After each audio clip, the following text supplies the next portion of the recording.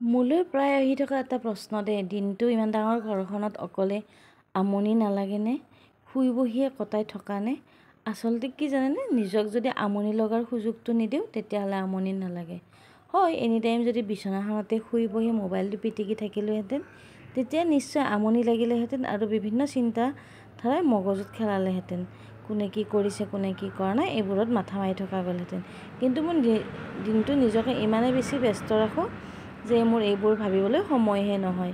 এগালমান এইবোৰী কাম ঘৰৰ, তাতে আৰু আনৰ কথা চিন্তা কৰিবলৈও সময় নাই, আনৰ কথা ভাবিবলৈও সময় নাই।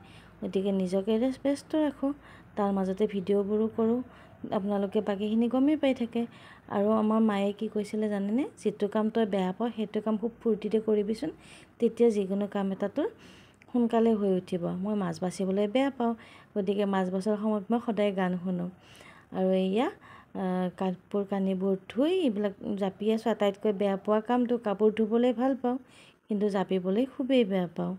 বহুত অশান্তি লাগে, কিন্তু উপায়তো নাই, ঘৰখন ডিচিপ্লিন কৰি ৰাখিবই লাগিব, নহয় জানো?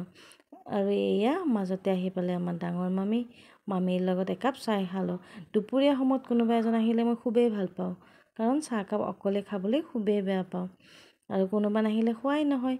আৰু নিয়ৰ বদমাছো স্কুলৰ পৰা আহিলে, চাওকচোন তাত নতুনকৈ সি মোৰ নাকটো টানি আছে, মোৰ নাকটো হেনো দীঘল, সি গতিকে আৰু দীঘল কৰি দিয়ে, ময়ো তাক টানি আছে। এনেদৰে সময়বোৰ আজিৰ দিনটো মোৰ।